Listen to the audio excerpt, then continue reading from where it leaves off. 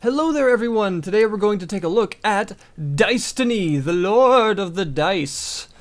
As it says here, it is an open world wannabe card-boiled RPG. Whatever that means. Well, this is a game that I was going to look at when it was in early access. But it had a bit of a crashing issue for a while for a lot of people, and that prevented me from taking a look at it because it was crashing so often and I was losing progress and stuff that I couldn't actually look at it at all.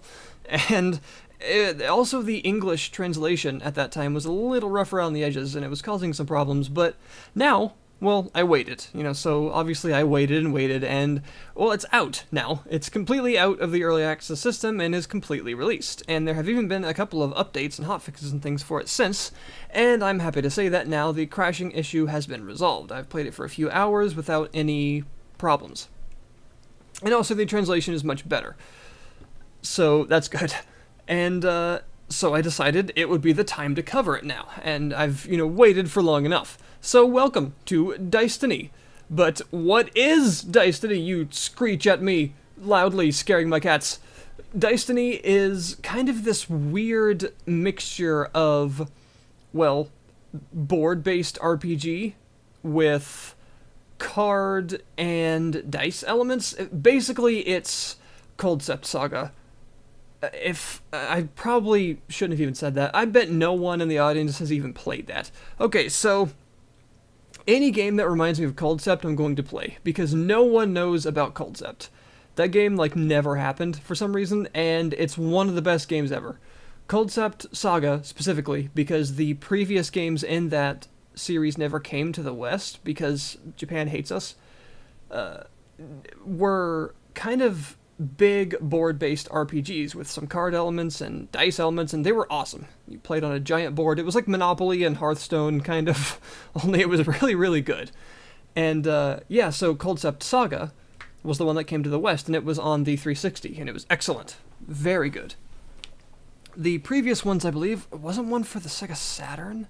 I think you can probably emulate that nowadays, couldn't you? I don't know. Anyway, thing is, it was no one knew about it, and even though it was great, and so anything that reminds me of that I'm definitely going to play, and here we have one on PC. This is sort of a silly parody, kind of smaller scale version of that, so let's get into it. By the way, if you want to look up that game, you spell that C-U-L-D-C-E-P-T, Culdcept. Look it up.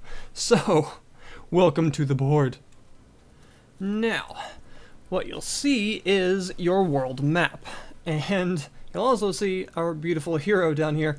Now, this game's sense of humor is quite strange. It's got lots of internet memes and other strange pop culture references and all kinds of stuff like that. For instance, the enemy of this particular level is actually Immoral Joe, who is, of course, a reference to the Mad Max Fury Road Immortan Joe. Yeah. Anyway, but your character is actually the same guy, just dressed up in different outfits, depending on what your class is. So, regardless of what you choose, you actually look the same. So I actually chose the mage, but he's actually just the big, kind of burly barbarian guy, just given some blush, a pointy hat, and a fabulous wand. But I actually built a different character here, so you can actually get other characters depending on where you go. You'll see you have your kind of main line missions here on this path. And you also have all these different side missions here, which is actually probably what I'm going to show you. Because this one takes a little while, and I don't think I want to make you go through that. I'll explain in a minute, but you can get other characters of other classes. There are 4 classes in the game, and the classes, of course, are deciders of what kind of cards you can actually build your deck out of. This is to give you multiple choices of deck, and, of course, to give you, in this case, since these are both mages, different types of decks of the same sort. So, in this case, hers is very heavily spell-based. I've built it to be... I've never tried it really before, so I have no idea if it's any good or not, whereas this one is definitely pretty good. I've gotten a lot of success out of it so far, a lot of practice, but this one, not so sure. We're going to find out. Every character has different sort of things they can do. They have a different ability they can use as well in battle, so we'll see. But we're going to try, what's this? Let's see. Defeat the opposing hero. Well, I mean, that should be doable. Boop. And here we go. So the way it works is you'll be put on a board. And the board size and shape differ every match. And in this case, it's actually fairly simple. It's just a small board that is a square, which is not all that strange. And you'll be able to choose a bonus at the very beginning. In this case, I'm going to choose an AP bonus. And this bonus stays with you throughout the match. AP is mana, basically. It's what you use to actually play cards. So I'm going to choose that. And you gain 1 maximum every turn. So this will actually allow me to cast something. That would not be a good idea with a 6-cost lightning storm in my hand right now. That would be kind of dumb. So, what you can also do every turn, once a turn, is use your gold, which you mostly get through killing creatures, to draw 1 card. So I'm going to do that, see what I get. Boop, another Empower spell. Alright. You can also do a couple of other things. So, you can play creatures, interestingly enough, and you can play a creature in one of 3 spaces. The ones adjacent to you and the one that you're currently on. However, in this case, since I'm on a special space, i.e. the starting space, I can't play the creature on that one, but I'm actually going to play it over here. Boop! And this card has, as most cards do, some text. In this case, I get 1 maximum AP semi-permanently, basically, as long as this brain continues to live. The white bordered creatures are neutral, and the board will spawn those every turn. And if either of us lands on those, we have to fight it. Green bordered ones are mine, and red bordered ones will be ones that the enemy summons. You also see that it says chance of hiring. That means if I land on it, there's a chance that instead of fighting it, I will be presented with the opportunity to hire it. In which case, if I have enough gold, I can choose to hire it and it will become green. It will become mine. But the enemy can also do that to neutral or even friendly creatures. So yeah, something to consider. Alright, and I'm going to roll the dice. Or die in this case. 5. So I end up there, nothing too special. And there are actually all kinds of special spaces that can show up with passive or active effects. In this case, there's actually a shop on this particular one. And also, you and the enemy will go in opposing directions. Something to consider. Alright. Also, something to consider, there is this space. So, I'm just going to kind of show you what it does.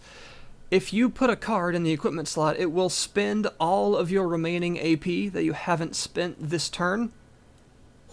Boop. And reduce the cost of that card by that much. So in this case, it spent that 4 AP to reduce this 6 cost card to 2 cost, which is very cool. Very cool indeed. So, also you have a very limited hand size of like 5, so this is a useful space for that as well. And it allows you to destroy a card if you want. And I'm going to draw again. Outsider. Ooh, yeah. Alright, and we're going to go. Also, there is a lap mechanic. If you, every time you pass the starting space, you can, well, you pass go and collect $200. Actually, every single class gets something different, and your enemies will get something different as well. And that gets very important, by the way. And yes, you can summon creatures on a space that there was already a creature on. Also, if you land on one of your own creatures, and the enemy can do this as well, you can pay gold to either level it up 1 level, and the level is that number, so it's how much damage it does, or you can give it taunt, which will turn the level symbol into a shield, and any creature with taunt, and of course some do come with it by default, will stop an enemy that hits it. Instead of them having to land on it in order to fight it, it will cause them to stop on it, which is pretty cool. Alright, I'm gonna summon this right about here. Boop! One thing you may also notice is that besides the internet memes and things, which you haven't really seen many of this particular time around in the card art, the art itself and the presentation is actually really quite good. And all these spell effects are really nice as well.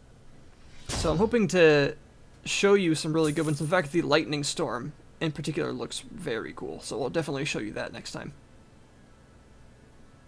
Yeah, we'll drill.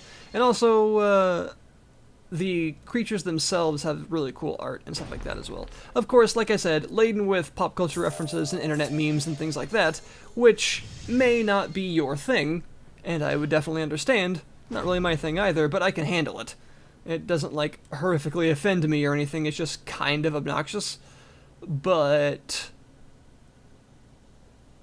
alright, well... hang on.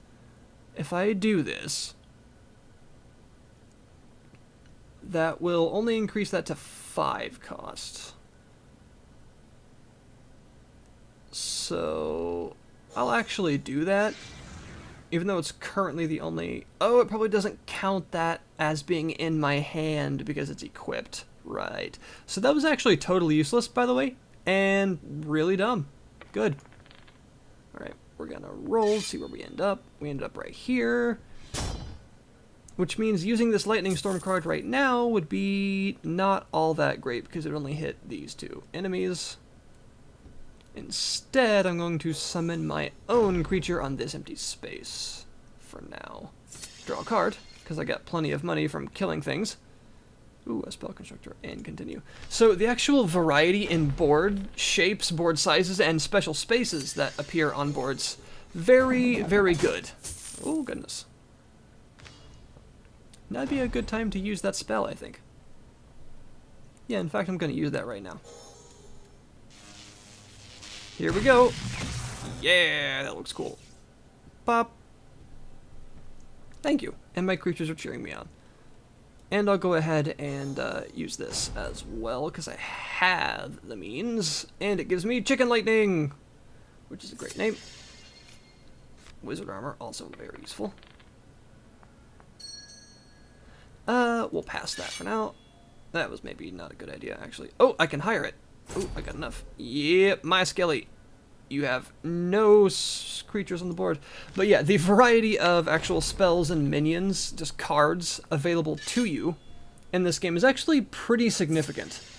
The number of available strategies that you can actually make, despite the game's kind of silly nature, is actually pretty huge. There's a lot to it, despite how humorous it is. Obviously, it's a silly game, but it's not a... it's not a dumb game, I guess would be the best way to put it. Also, the magic missile is actually literally a missile, by the way. See? Yeah. Boop! Alright. We're gonna roll. As I mentioned, every character has an ability, which is what that is. I land on my brain, so I'm going to give it Taunt for 50 gold. That way, next time he runs across this, he's going to hit it, and it's going to do 2 damage to him.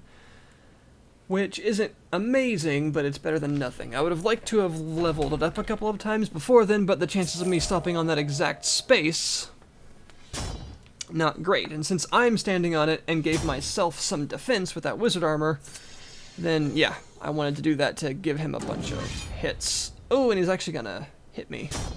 I did not expect that, but he's got himself in some pretty low... oh, legendary sword. And he's gonna hit me again. That sucks. I'm still alive, but that hurt. Alright, let me draw something. Mana burst. Useful. Useful. I wish I could get another one of those. Pop. Chicken lightning on him.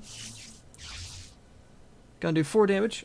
And then some damage to other spaces, but it ended up not hitting any enemies. That is the danger with chicken lightning. Alright. And I'm gonna give that taunt because of its nature. Oh, and I can actually get another one. Sweet. Yeah. I am now super rich and have cleared the board of enemies.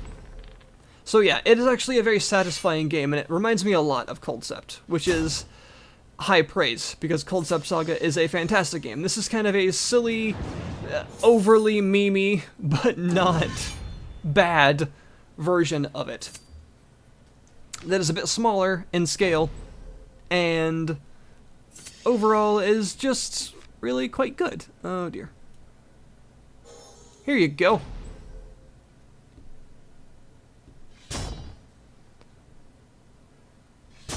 Pop. Yeah. And that is how you win. Bye-bye. I'll link you. I'll link you to the Steam page in the description. The game is $15 on Steam. It's actually, I think, a pretty good price for the amount of gameplay that you're likely to get out of this. There are a very good number of missions available, as well as all these little side missions, a lot of deck building to be done, a lot of cards to get. Don't worry, these gems, this is what you use, by the way, in the camp to buy minion and spell cards to build your decks with, and you can also get cards as rewards in these side missions and things. These are all gained in-game, no microtransactions here, so don't worry about that. It's a good little bit of fun.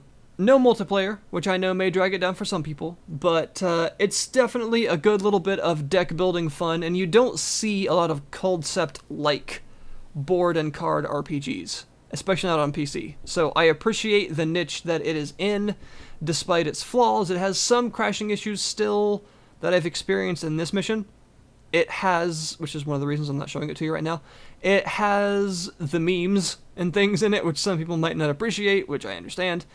And the price point might be a little high for some, but I actually quite like it, and it fits in just in that niche that I really appreciate and don't see enough of. So, yeah, I enjoy it. That is Dicetiny, Lord of the Dice, everyone, by Fake Dice.